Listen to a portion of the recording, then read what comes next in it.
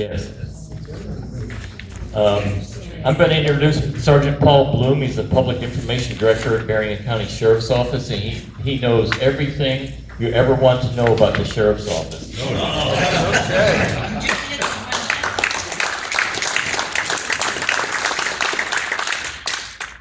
Know all the dirty secrets or something. You want to use this or this? I'll use this right here. Okay, go ahead. Run around. Got to get it close. Okay, good. Yeah. Just kidding. All right. So, yeah, my name is Sergeant Bloom. I'm Public Information Director. So my background, what I do at the Sheriff's Office is I deal with the media every day. It's so fun.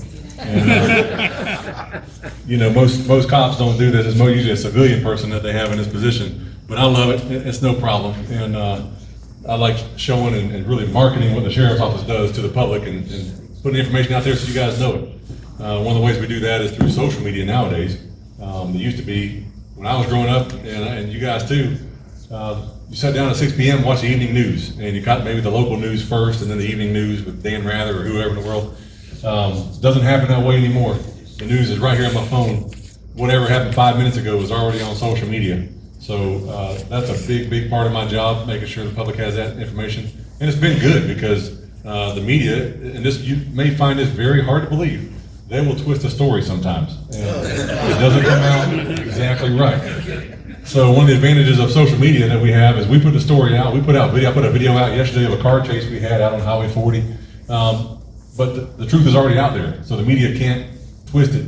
Everybody already knows. So that's a lot of our job.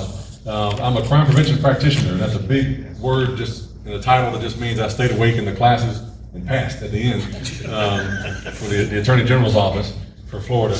And so I love going out and doing this right here. We talk about ways to protect ourselves from crime. There is less than one of us for every 1,000 citizens.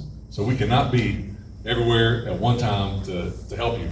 Even if there was one of us for every two of you, one of you would be gone away. So it has to happen. You have to be educated and know how to protect yourselves, know what we're seeing, know what the bad guys are doing. Their game is essentially the same for the last thousands of years. It just, thieves change their tactics a little bit, and but they're still there, and they'll always be here. So we got to protect ourselves. One of the things we're going to talk about too is our Citizens Academy. Has anybody in here attended our Citizens Academy? All right, somebody back there, very good. Most folks come through that. I don't ever hear, "Hey, it was all right," it wasn't that bad. Most people come through there and they're like, "I had no idea." There's a whole lot that goes on. We have about 900 employees, and it's its own city over there, the jail or the courthouse, and then not to mention patrol and all that stuff going on, investigations. So quite a bit happening over there, and we like to just show you what goes on, what your tax dollars pay for. My tax dollars pay for me. So I don't know, that's not real fair. I'm paying my own salary, but your tax dollars are at work, and we show you all the things we do, how we take you on trips to our farm. We raise our own food, cattle, crops, you name it. Help feed these inmates, and so we can help feed these inmates for typically, depending on the time of year, summertime, it goes down about 50 cents a meal or less to feed an inmate. So that's a taxpayer savings. We're teaching inmates how to raise those crops, how to raise those cattle and those hogs, and feed themselves. And so they learn something, so when they get out of that jail, they're maybe able to contribute to society a little bit more. But Citizens Academy starts pretty soon. September 21st is our next Citizens Academy. It goes on. You meet every Tuesday, Thursday for just a couple hours. And I've got some information packets I'm going to leave with you guys, Larry and Barry. Is there not a Mary and a Gary here? We need a Mary, Gary, Larry, and Barry. I think I would complete the ensemble. And a Terry. Yeah, I like that, Terry. Well, yeah, start recruiting some. But I'm going to leave some packets, some information packets, and also some applications. It's a free class. It doesn't cost you anything. But you can come there, and it takes place over a course of several weeks. And hey, come on out and just spend a morning with us each week and enjoy it. It is a lot of fun. Some field trips. You get to go to the Florida Sheriff's Youth Ranch. A lot of good fun stuff. You meet some good people. And what we do, we take somebody from each division in our agency, and you have basically a class that day. They tell you what goes on in the evidence division, what goes on in investigations, what goes on out there on patrol. How does our aviation unit work? You get to see all that stuff. Meet the canine guys, the drug unit folks. Not all of them because they're undercover, but you meet some of them. But you get a really good grasp of what goes on, and I think you'll find it really, really interesting. So If you can, I'll leave that information packet here. Again, it starts September 21st. And the applications you can fill out, as an address on there, you can mail that right back to us. And or if you stop by our office and drop it off, you can do that too. So if you live out this way, the office is not that far away. So yes, sir. They still have it at Top of the World also? Right, so we try to move it around, to different places. This one is going to be, let me look real quick and I'll tell you where. We've done them in the villages, we've done them on Top of the World. And this one, When does it start, Paul? September 21st, that's when it starts. Let's see.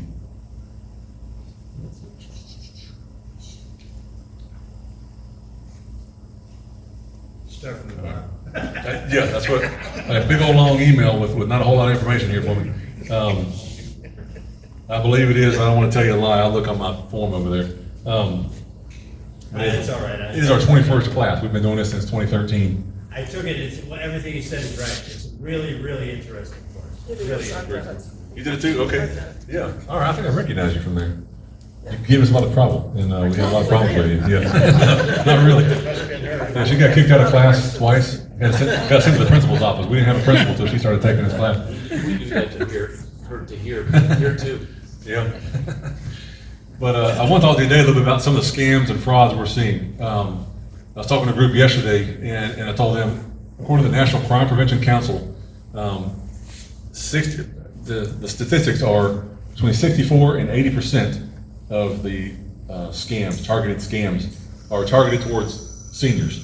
And if you haven't noticed, if you haven't driven Highway 200, we have some seniors that live in this county. And a lot of folks have, I was born and raised here, and we've always had them since I've lived here. I remember this road out here was 2 lanes, as far back I can remember. And there was going to be a Six Flags out here somewhere. It never happened. But there's a lot of senior citizens here. Our demographics are, we do have a lot of seniors that enjoy Marion County. So that's where we get hit quite a bit. We've been hit inside Oak Run. We've had residents that live here that have been victims. We had one, I want to say it was last year, for about $27,000. And this is when we find out about these scams, because you get scammed out of $300, $500. I had a guy telling me yesterday in class, he goes, man, I spent $350, and I felt that hair in the back of my neck the whole time, that this is wrong, and I've never seen that $350 again. And so I asked him, did you call us and tell us? Nah, I just wrote it off. But so that's the bulk of it. Just what gets reported, because it's underreported. What gets reported to us is always when it gets big, or when a family member steps in and say, hey, grandma's checking account is going like this here, and I don't know what's going on. And then we get called in, or a bank teller calls us and says, hey, something seems a little bit off about this person looking for a check cashed and somebody coming in with this person. Most of us, has anybody this morning received a call that you did not ask for? Yeah, that's about all of us. I think I feel my phone vibrating right now. I'm probably getting some right now. So I get it from all over the place. They call my, this is the phone that Sheriff Woods gave me. So they still call this phone. But when I tell them who I am and what I do, they hang up and it hurts my feelings. But I get over it. I think Oak Run is probably a no solicitation neighborhood.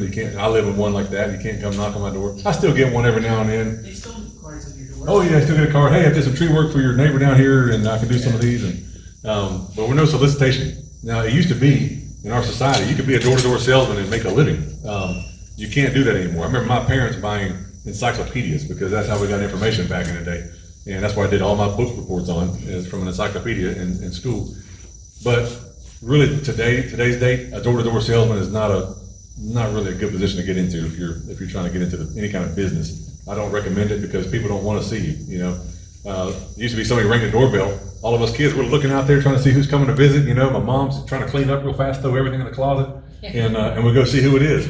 Now you ring a doorbell, people are ducking, the kids are low crawling across the floor, and moms are telling them to be quiet, sit back. They're throwing kids in the closet, and don't want anybody to know they're home. And so I don't want anybody coming to me. If I want to buy something, I got Amazon on my phone. I can go there and buy anything. It can be here probably tomorrow if I wanted to, unless it's ammo. I can't get ammo or magazines from stinking Amazon. But I don't know. Has anybody ever bought AR magazines from Amazon? Do they used to sell them there? I don't even know if they do. I was trying to buy some AR mags, and I thought I could just find some.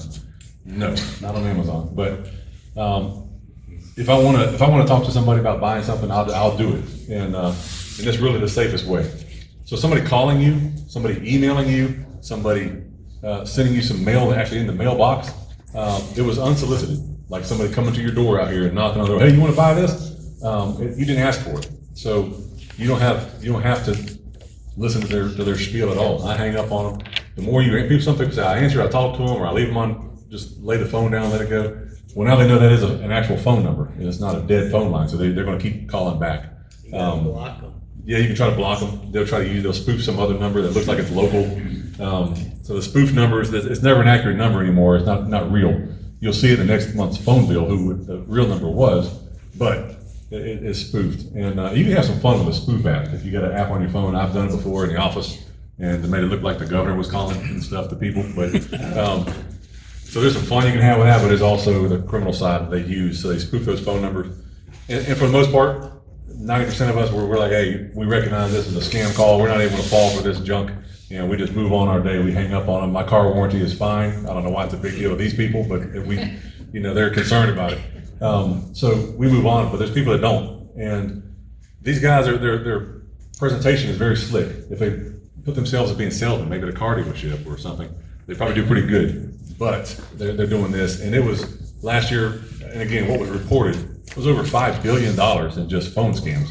So if you think those guys are going to quit that business anytime soon, you're crazy. That's just the $5 billion we know about in this country.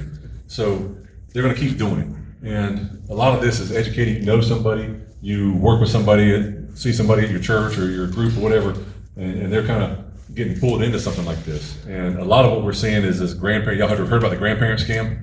Some grandkids calling you, hey, this is your and I can find out who your grandkids are maybe through doing just a quick Google search or looking on social media and get a real name. So hey, this is Paul, your grandson. I'm stuck in jail in South Carolina. Yeah, I need some bail money. Can you help me out? And don't tell mom and dad, and just give them a story. Sounds crazy. And it happens every day. It happens in this county every day. Somebody's getting that call, and people fall for it. And so two things: if you get arrested, you can't bail somebody out over the phone. You got to go through the bondsman and all that stuff. And the same thing when they call and tell you, hey, you've got a warrant for your arrest. You forgot to pay a traffic parking ticket or something, and you get thinking like, well, you know what? Maybe I had one on my windshield and I drove off and didn't realize it, and I didn't pay it, and now I got a warrant. So they'll tell you something like, hey, look, if you pay this over the phone, our jail is crowded, we don't want to put you out there. Everybody in the church choir see your picture on mugshots. We can pay this over the phone, a couple $100, it goes away, you don't have to go to court, and you pay that money. Well, if you get a warrant for your arrest, we don't call you. There's no heads up. There's just some big ugly guy like me on your front porch that surprises you.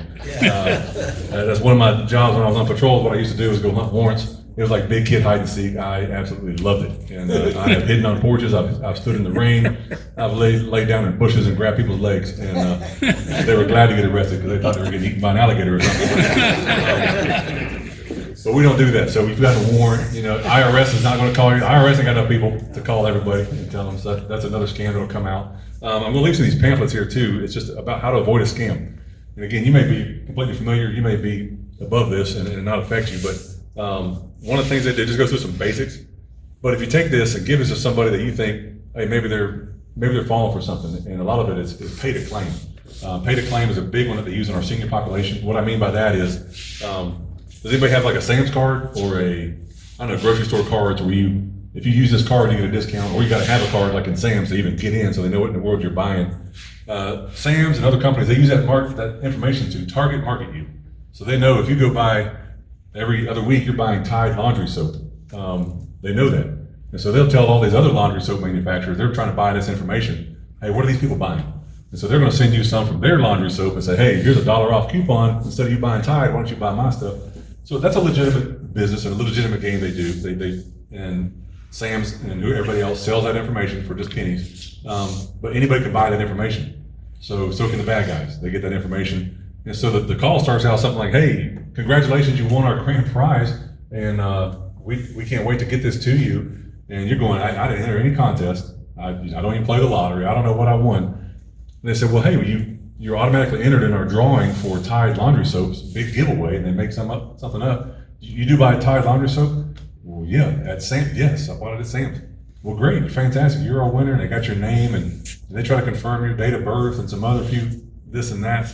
And then it comes back, okay, for this $80,000 prize, we're gonna need a processing fee, obviously, of $250. And then if they get that, they're gonna start small. So they get a little bit, they're catching small fish, they're using those small fish to catch bigger fish. You know, it's just fishing.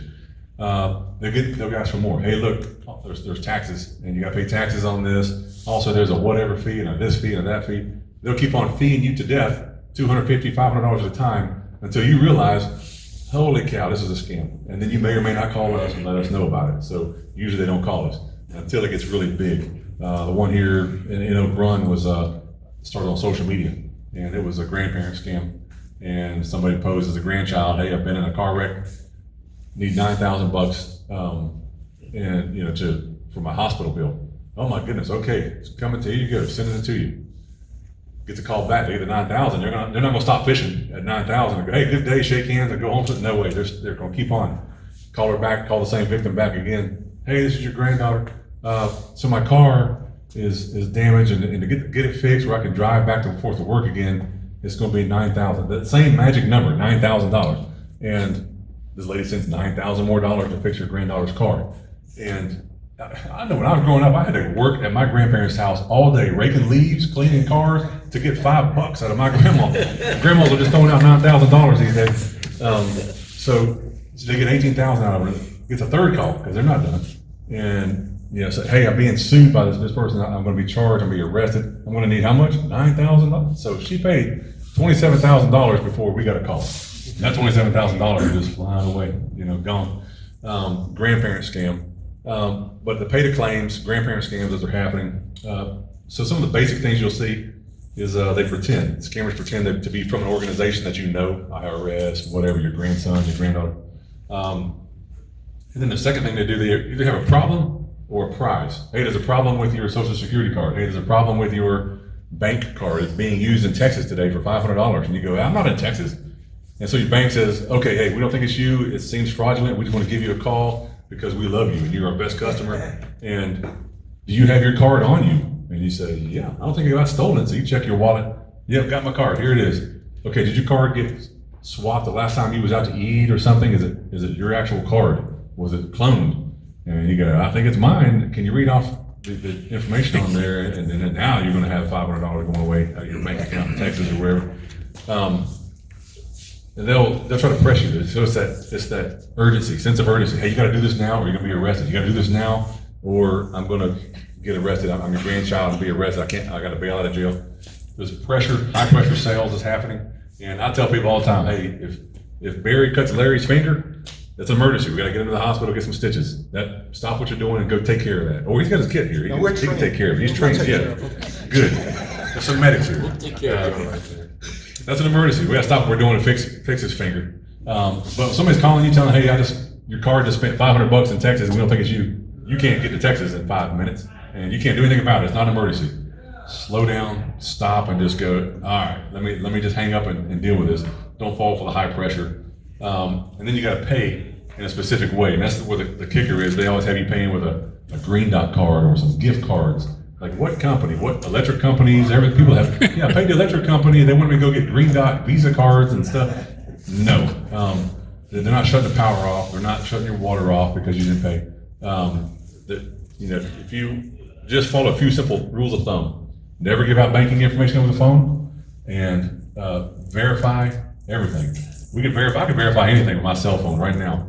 So if somebody calls from my bank and says, hey, they're using your card in another state, thank you. I'll hang up on them. Let me call my bank with my number that I find to call them, and now I'll confirm, hey, is this you? It's just that simple verification. And like this lady that lost $27,000 out here, she finally hung up. What happened? She called her granddaughter to check on her, called her back. Hey, are you doing? How's it going? Are you still in the hospital? She's like, what are you talking about? So if she'd have verified just a 1 minute phone call, $27,000 is still in her bank account. But verify everything. I can verify even the mail coming into my mailbox. Because I can print anything. They print money. They print dollar bills. I find counterfeit. When I was on patrol, we find counterfeit dollar bills. Typically with our drug dealers, they like to use counterfeit a lot, and they look pretty good. I'm not a person that's trained specifically in that, but I can just tell you from just an average dude, or, you know, you take it up to a retail counter, it looks pretty good. So I can print anything. I can print something that looks like it's from your bank. It looks like it's from the IRS or from a homeowners association or whatever else. And I go, hey, wait a minute, let me just stop and verify. All right, no negative comments about HOAs. I got one too. I'm making my negative comments. But verify. And if you got somebody that you know, and I say this because I had an aunt that was slipping into a little bit of dementia, and she knew she had won whatever prize this was, and I am telling her, the family's trying to tell her, hey, look, Aunt Jean, don't do this. This is not real. Don't pay these people no money. No, just processing fee, and it's going to come. I got to pay the taxes on it, obviously, and then they're going to get this money. Nope. I went there in my uniform to see her. Hey, Aunt Jean, I'm telling you, I'm a cop. Look at me. This is a bad guy. And it was tough for a while. We had to talk to her bank and let them know, and it took a while to get some power of attorney with her son and some things in place. But just being on the lookout for those around you, and I love talking to Shooters Club because you guys are concerned about safety, and I love it. That's what we do, and we're not the only ones carrying guns, and I am so glad because I'm way outnumbered. Like I said, there's less than one of me for every 1,000 citizens. So take that concern about your neighbor, about your friend's family member, and with these scams, because that is the absolute #1 threat to you. We have home invasions that we talk about that happen in this county. If you pick up your newspaper and read about a home invasion, it was a drug dealer versus a drug dealer, 9 times out of 9. Even the shootings you see going on, drug dealer, one bad guy versus another bad guy. It's rare that somebody's just going to come into a random house with a gun and say, hey, give me everything. Because they know there's a lot of people like you that carry guns in the house, and they're not going to get back out of there on their own 2 feet. So it's a high risk. So, but yet putting the rules of thumb into place and just educating everybody around you, letting you know, hey, don't fall for these scams, because it's the chance of you getting a home invasion is about the same chance that you getting hit by lightning out here. But the chance of you being scammed, like I said, that percentage was 80% according to the National Crime Prevention Council of what is reported. 80% of the crimes against seniors is scams. So I think that number is even higher when we talk about what's actual versus what's reported. But any questions? What kind of stuff are you guys seeing? Yes, sir, right here. I got something that's off the subject, but seeing as how you're here, is there anything new on that little bastard that mutilated, tortured, and killed the cat 2 or 3 weeks ago? Have you heard anything new? So nothing new. I got beat up over that. I had family and parents calling me over this stuff. We put their information there. So in Florida, if you commit a felony, even if you're 12, 13, 14 years old, whatever this kid was, it's public record. Yeah. And that's reasonable, because if I live down the road from this person and I have kids that play with this young man, I need to know that as a dad, like, hey, you ain't playing down at Junior's house anymore, because he's killing cats.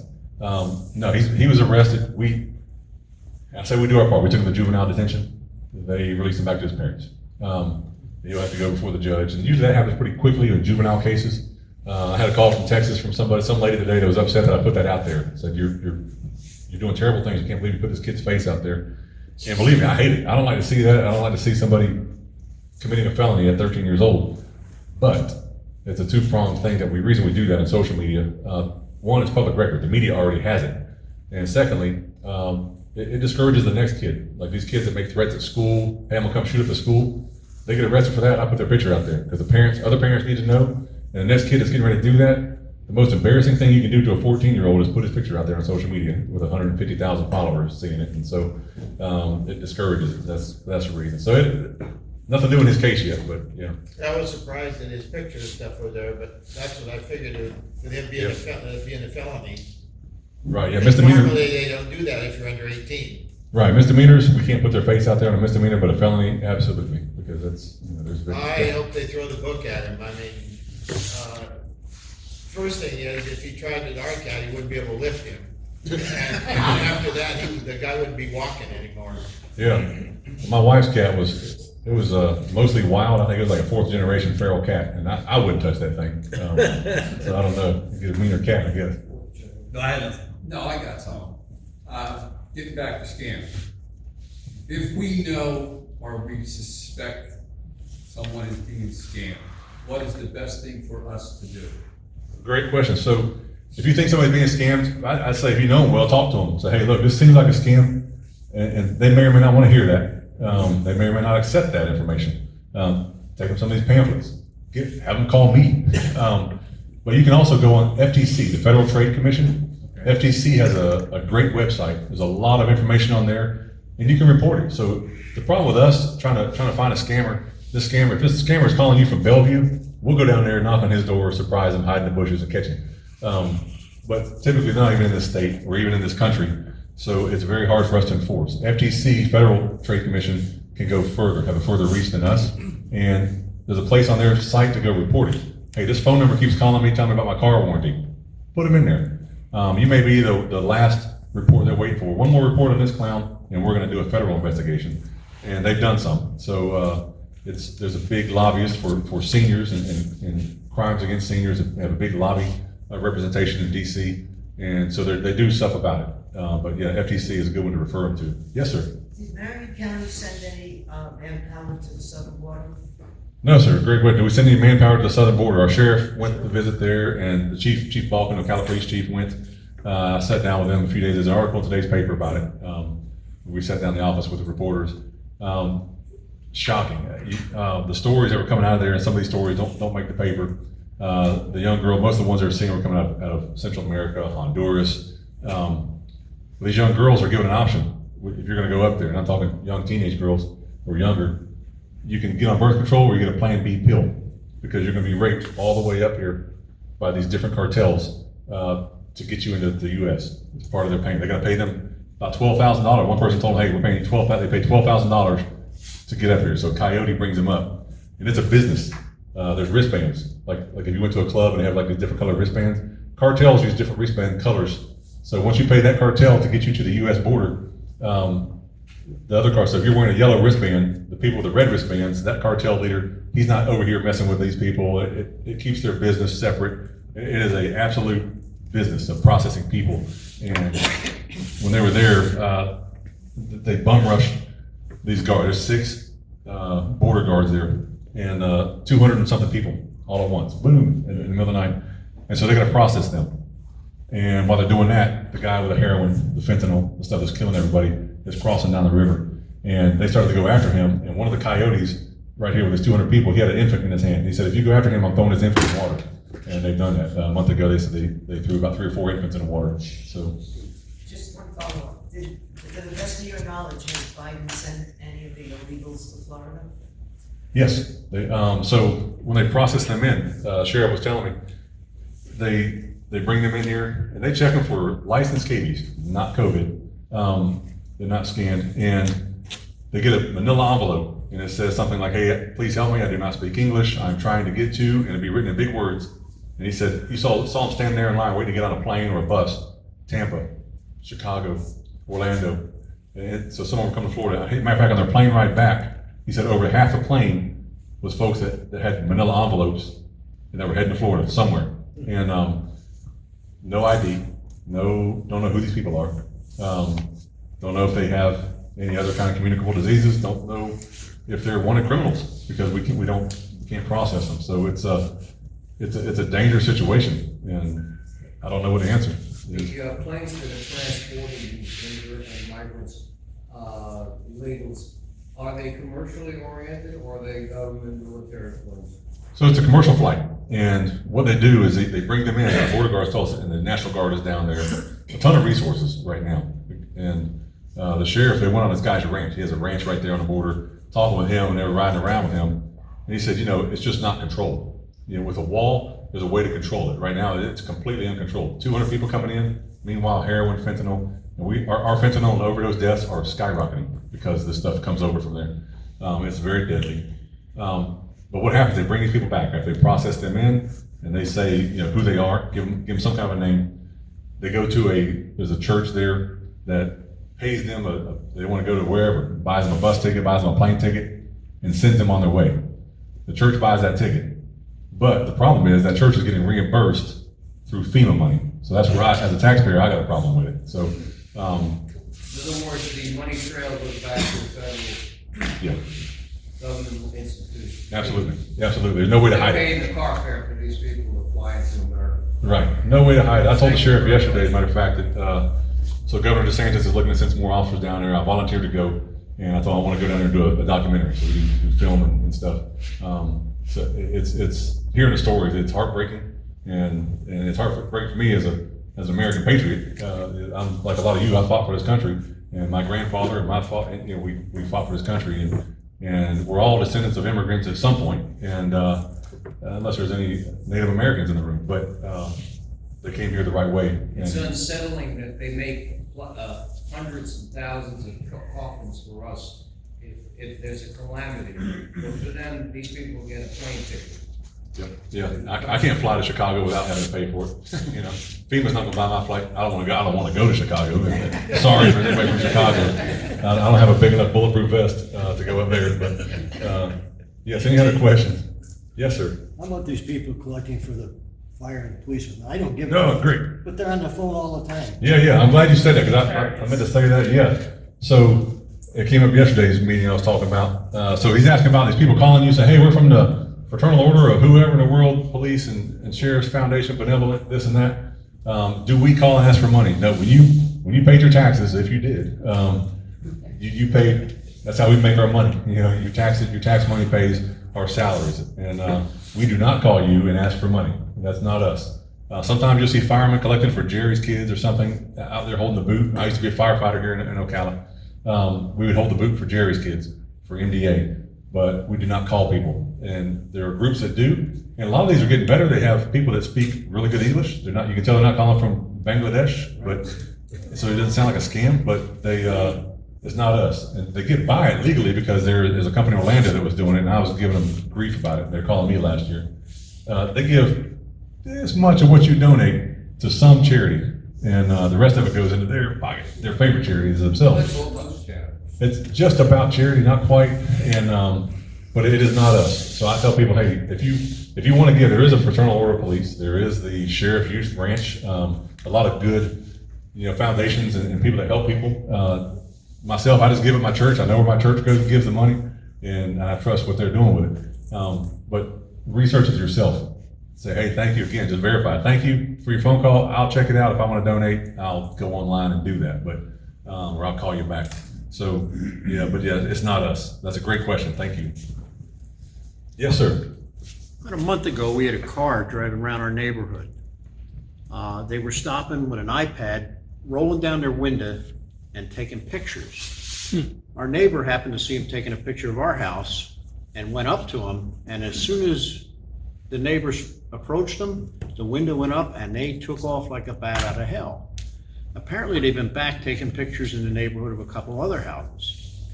It's not a scam, but what do we do with that? Who do we report? So this is a private subdivision. Right. And even if it wasn't, if I can drive through your neighborhood in my marked patrol car and I can see somebody driving by, taking pictures, it's not against the law necessarily.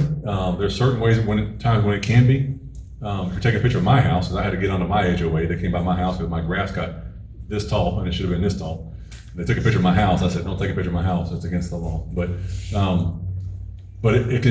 I can drive through your neighborhood. I don't know what's normal for your neighborhood and what's not necessarily, because I'm not in here every day like you are. But you recognize that, hey, we don't know this person. They're taking pictures. Give us a call, because that's a suspicious vehicle. And if I see somebody walking through your neighborhood at 2 a.m, I can stop them and say, hey, what are you doing out here? Who are you? And they can tell me I'm Mickey Mouse and screw you and go off.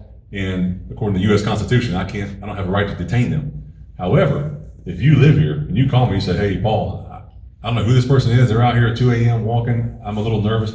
Can you come check it out? Now I'm empowered. Now that person tells me they're Mickey Mouse, they get to go to jail. So it empowers us if you call us to check that person out and say, hey, what are we you got doing? the license number and everything, but Yeah. I didn't know what to Could it do. be insurance? Could it be homeowners insurance? It could be 100 things. Yeah, it could be homeowners insurance. They do The fly thing over that with was drones and all suspicious kinds of is stuff. they, as soon as a neighbor approached them, they took off. Yeah. And that was, if it's somebody that's legitimate, well, I'm here because your grass is too high. That's right, yeah. So if it's an insurance agent, or even if it's a private detective, they're gonna stop and not speed off and, act suspicious. To me, in my opinion, that'd be suspicious. But I've got calls on private detectives before. I go check them out, whatever. But yeah, give us a call on that. That's something we wanna handle. Yes, sir. One thing that I think here in Oak Run, people should be aware of prepaying for services. That is a scam, has happened down here more than once. And it's usually older people, you know, and older people are for the most part, are very trusting. Right. Except me. But I'm very curious. But that has happened down here. Another suggestion would maybe, could we put an insert in the Oak Run paper, an insert of don'ts? I think that could be very helpful to people living here in the community. Sure, a lot of folks don't have family to rely on, they live by themselves maybe, and some lawn service, plumbing service, whatever says, hey, we'll fix this, pay us all up front, we'll be right back to fix it. We did a sting operation about a year and a half ago. We got a lot of these contractors, unlicensed contractors, guys that said, hey, we're gonna come out, and they never come back out. So I said, hey, do the work, I'll pay you. If you want the work, if I was a plumber and I wanted to get to work and I wanted to survive and make a living, and somebody agreed to it, I'd say, okay, let me fix this, and then when I'm done, you pay me. If they don't pay them, then they can sue them civilly. But to pay a contractor right up front, I don't recommend, unless you really know this person, and you're 100% confident, because I don't do that. I had some guys cut some trees down. I said, I'll come out here with you while you cut it down, how about that? And I paid them once it was down. Yeah. Yes, sir. Yeah, I got a question back on these illegals that are coming into the states. Don't these states have any state rights? I mean, can't the governor send like you guys or the state police down there when these clowns get off this airplane? They broke the law, right? Can't you arrest them and throw them out of your state? Call Governor DeSantis, and he's pretty got open ear to that stuff, because he's, so the answer to your question is yes and no. There's federal immigration laws, and what we can do, we work with ICE. A lot of agencies may not, and I'm talking about some of the more liberal agencies. I know for a while, even Latchford County Sheriff's Office would not do these ICE detainers. We do. If ICE says, hey, we want that person, absolutely, we'll keep him here in our jail until you come get him. So we do that, and yes, I think you'll start to see that coming, because when you get that view, this is one of the reasons I want to go down there and make a documentary. You're up to the neck with it. These law enforcement officers there in McAllen, Texas, they can't focus on their own town. They can't go run calls for domestics or anything else, because they're every one of them, standing at the border processing people, trying to catch people bringing fentanyl and wanted persons across our border. You know, people that are running from the law. So it's I think more and more people are getting up to here with it, and there's not much being done. It's just kind of stagnant, and they're hoping it'll just disappear and go away. And these people are coming by the hundreds, by the thousands, by the 10,000s. The guy running the drugs across the border, if you had a reasonably smart person, what do you have any trouble doing there? No, so to bring drugs across the border? Yeah, I mean. Are you trying to get into that business? He's retired from that. Oh, you retired from that? He's slow for running across. He's slow. I'm just wondering if you could it'd probably be a gold mine. You could have a continuous line going across. It's a gold mine, 100%. So one of the bags our drug unit showed us is a big bag of heroin, fentanyl that they caught on some people. It has a stamp on it. And I'm telling you, this is an absolute business. And so we showed that picture to the sheriff, showed it to the guys there at the border, like, oh yeah, that's the whatever cartel, that's their stamp. And so it comes across here, and it's in the billions and billions of dollars. They're making more money than these scammers are making every day. So they're not gonna stop. And when this border went wide open, that's what their tactics are. They were telling us that they, I think last month, they threw 4 babies in the river. That's one of their tactics, hold a little 3-month-old baby. If you come try to get this guy down here with a heroin, we're gonna drop this baby. So what are we as law enforcement gonna do? They throw a baby in, and these guys had to jump in the river and get this baby. They saved 3 of the 4, the 4th one died. Because meanwhile, that guy's going, while he's trying to save the baby, they're going across with all the backpack and stuff. And who else? Well, they're finding people from Pakistan, from India, from all over the country, all over the world. You know, I was in the Army, activated for Afghanistan. You know, we fought people that were from Pakistan and from these Al-Qaeda groups, and what's to stop one of them? from coming over is my concern as an American. Now there's one from Haiti. Yeah, Haiti, yeah. And Cuba, unfortunately, I don't know what's going on in there. They're trying to keep it, under the radar, but it'd make a nice 51st state, I think, but we'll Paul, do see. you happen to know what the illegal problem in Marion County would be? So, yeah, great question. So here in Marion County, we have a lot of migrant workers, and they come here in a legal route. They move around. They'll be up somewhere picking this crop in California, then they'll move around here up north and pick beans or corn and back down here on a horse farm certain times of the year. We have quite a bit of that. And these folks are here just hard working. They want to do that job, and it's a job that needs to be done. But they're documented, and we know who they are. We have fingerprints on these people. These people come across the board. We don't have fingerprints on them. We don't have anything. They tell us who they think they are, and they'll reuse kids. They'll take a 6 or 7 year old child because you can come in there with your child. Hey, this is my child. Okay, well, you get to come in too. And then that child gets here, they get sent back to Mexico. He comes in with somebody else. The child's scared to death. You don't know who he's standing next to, holding their hand. They reuse these children to just get people in there. And what kind of a life is that for this child? He's going to grow up uneducated and who knows what else, worse. But here in Marion County, we had one that she claimed back in March that she was abducted, drugged, raped, and left on the side of the road. And so Sheriff Woods, we're throwing everything we got at it. We're flying helicopters, sending dogs, sending people, talking to everybody we can, and trying to find out who did this. And only to find out that was all a big lie, because we did some warrant searches on her phone and found out this was a big lie. And turns out there's a thing called a U visa. So if you're a victim of a violent crime, rape, robbery, shooting, something like that, you get what's called a U visa and be allowed to live here legally. So it's a little loophole in the law. So that's what she was shooting for, trying to become a victim of a crime. And we shot holes all through her story, and then she got arrested last week and sent up for that for filing a false report. And she's not getting a U visa. So is she in jail?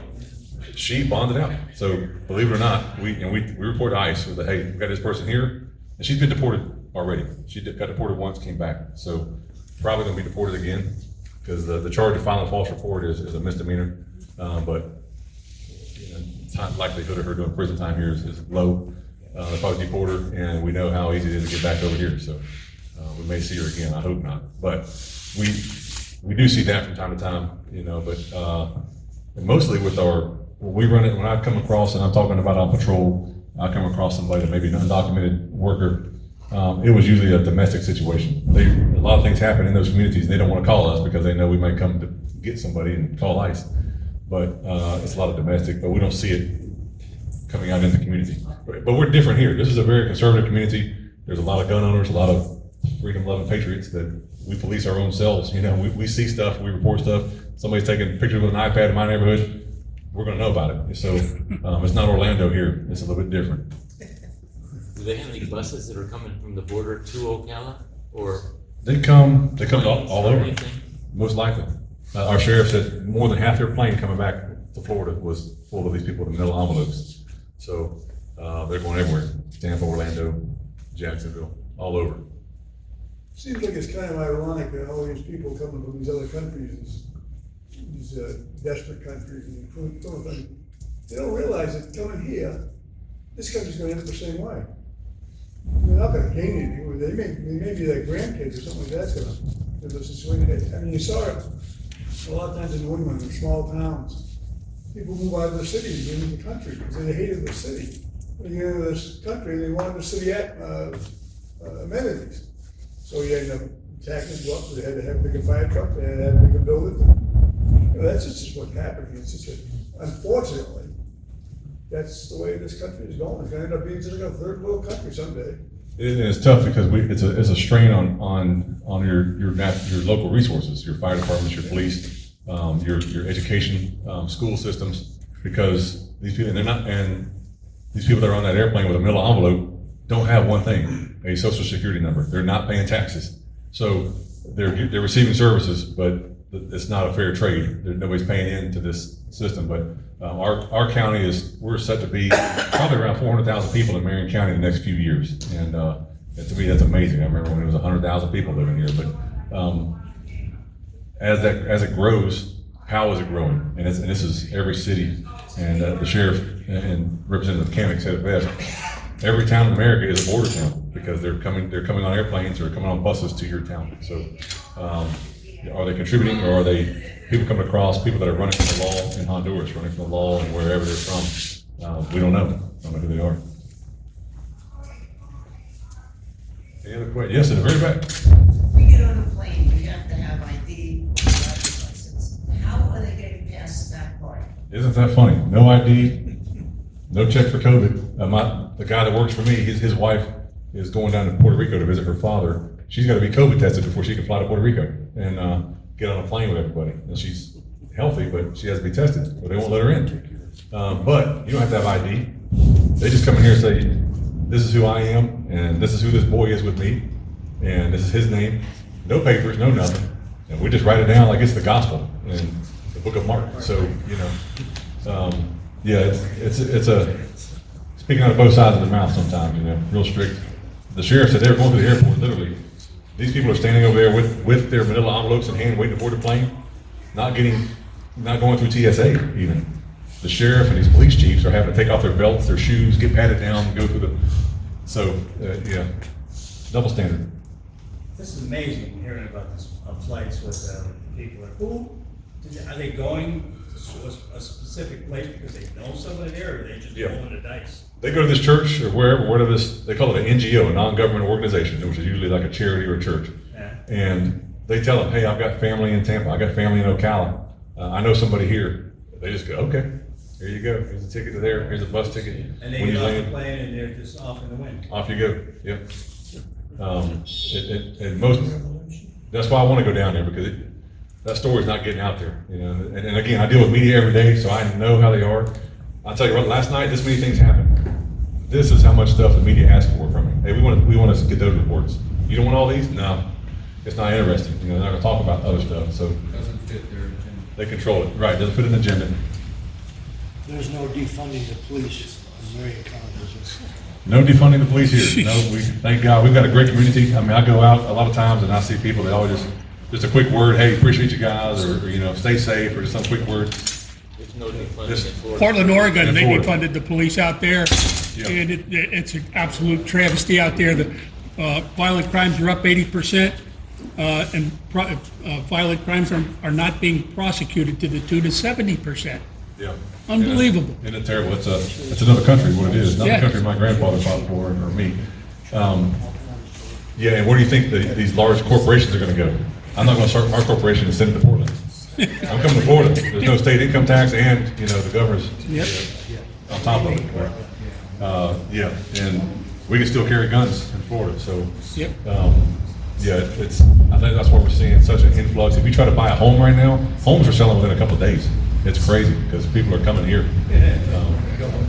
My wife. Yeah, hey.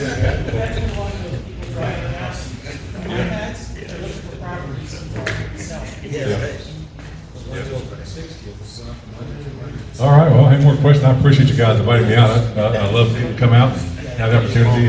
Thank you. Thank you, Paul.